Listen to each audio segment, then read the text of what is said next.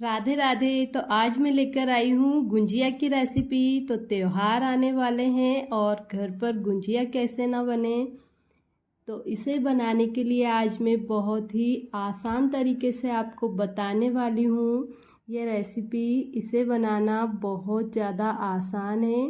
तो एकदम हलवाई जैसी हमें ये गुंजिया बनानी है। तो उसके लिए हमें सबसे पहले लेना होगा 2 कटोरी बेसन। और ये गुंजिया हम बिना मावा के बनाने वाले हैं।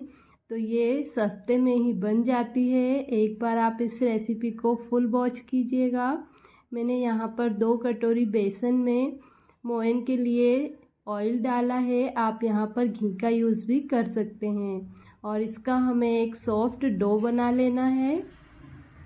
और इसे अब हम छोटे छोटे टुकड़ों में तोड़ लेंगे और इसकी लोई बना लेंगे। हमें इसकी पूरी बनानी है।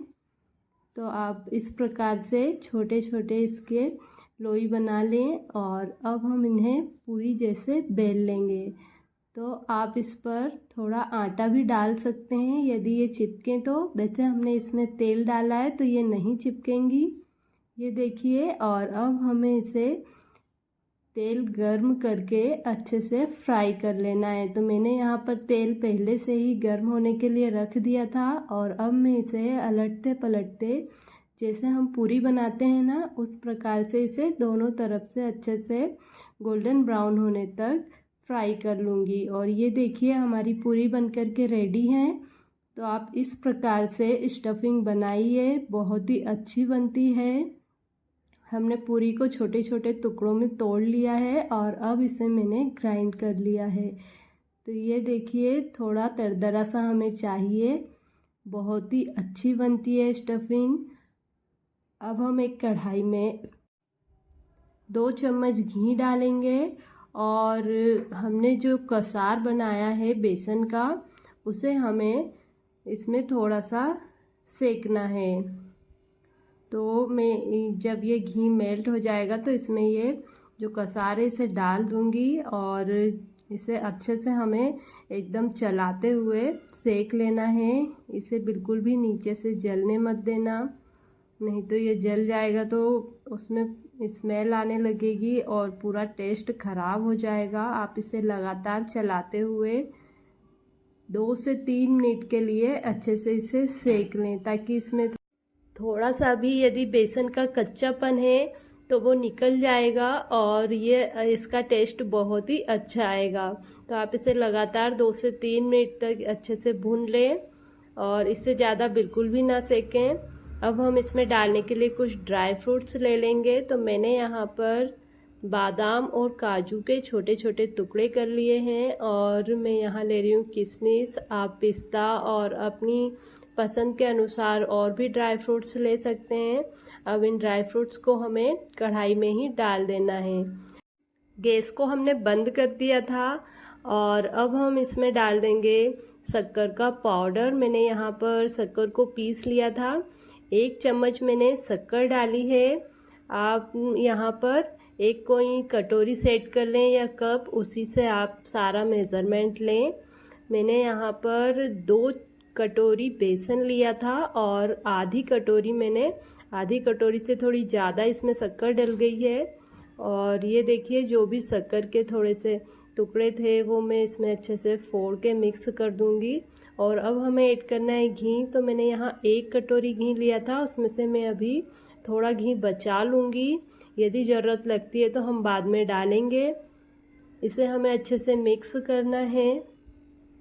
आपको मिलाते वक्त समझ आने लगेगा। ये देखिए घी इसमें काफ़ी लग रहा है।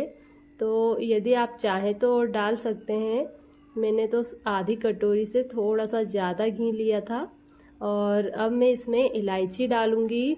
तो यहाँ पर मैंने 4 इलायची ली है, हरी इलायची। उसको मैं पीस करके पाउडर डालूँगी। यदि आप डायरेक्ट मार्केट से लाया हुआ पाउडर डाल रहे हैं तो उससे बेटर है कि आप ग्रीन इलायची का ही पाउडर डालें। तो ये देखिए हमारा ये मिक्स अच्छे से तैयार हो गया है और अब हम इसे निकाल लेंगे।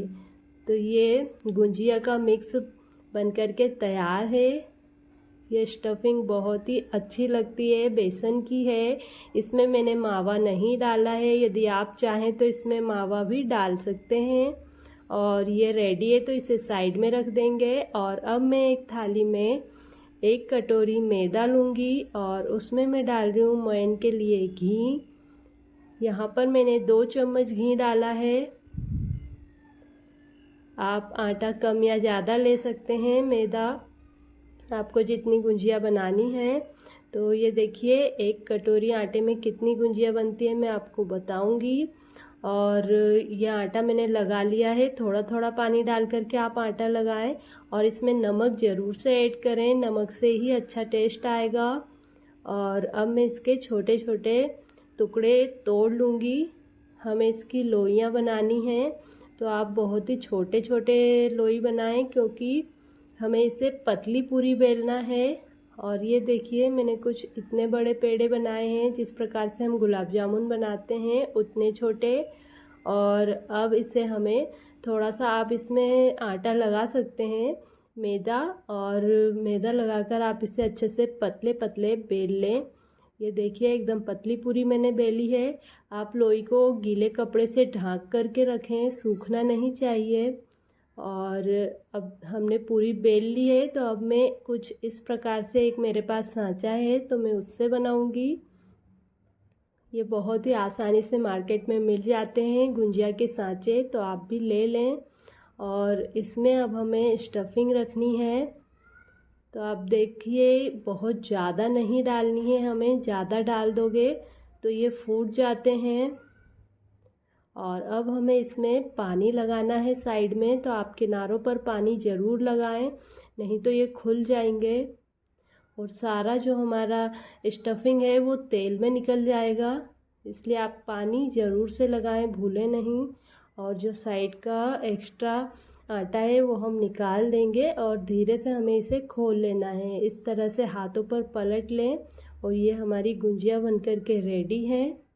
तो इसे हम रख देंगे एक गीले कपड़े के नीचे। मैंने ये सारी गुंजिया बना करके रेडी कर ली हैं और इसे आप ढक कर ही रखें।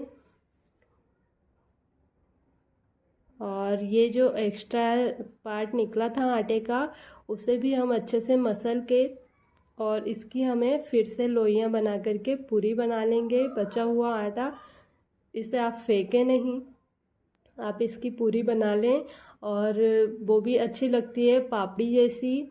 आप इसे भी बनाकर उसी तेल में फ्राई कर लें। और अब हमने तेल को गर्म होने के लिए रख दिया है और मैं इसमें एक एक करके गुजिया डाल दूंगी। आप कुछ इस प्रकार से चौड़ी कढ़ाई लें, थोड़ी खुली हुई, जिससे कि ये गुजिया फैली फैली रहें, एक दूसरे से चिपके नहीं। और इस प्रकार से इसे दोनों तरफ से आपको गोल्डन ब्राउन कलर होने तक फ्राई कर लेना है। और ये देखिए हमारी गुंजिया बनकर के रेडी हैं, तो हम इन्हें निकाल लेंगे। कुछ इस प्रकार का आप झारा ले लें, जिससे कि सारा ऑयल नीचे निकल जाए, या फिर आप एक छन्नी पर भी इसे निकाल सकते हैं। ये देखिए मेरे पास इस प्रकार की एक छन्नी है, तो मैं इन्हें इस पर निकाल दूंगी, ताकि यदि कुछ तेल होगा तो वो नीचे निकल जाएगा। और ये देखिए कितनी बढ़िया बन कर के रेडी हुई है हमारी गुंजिया। तो आप भी एक बार इस रेसिपी को ज़रूर ट्राई करें, बनी है एकदम खस्ता हलवाई जैसी। और ये देखिए आराम से ये 15 से 20 दिन तक रखी रहेंगी, बिल्कुल भी ये नरम भी नहीं पड़ेंगी। जिस प्रकार से मैंने बताया है आप उस प्रकार से आटे में मोयन ज़रूर डालें और स्टफिंग को आप ऐसे ही बनाएंगे तो ये आराम से 15-20 दिनों तक चलती हैं। और मैं ये सारी गुंजिया बना करके रेडी कर लेती हूँ। तो ये देखिए 1 कप मैदे में इतनी गुंजिया बनी है। यदि आप ज़्यादा बनाना चाहें तो और ज़्यादा ले सकते हैं। ये देखिए कितनी अच्छी बनी है, एकदम खस्ता और क्रंची। यदि आपको रेसिपी अच्छी लगी है तो एक बार आप इसे ज़रूर ट्राई करें और ऐसी ही अच्छी रेसिपीज़ के लिए मेरे चैनल को फॉलो करें। राधे राधे सभी को। आपको रेसिपी कैसी लगी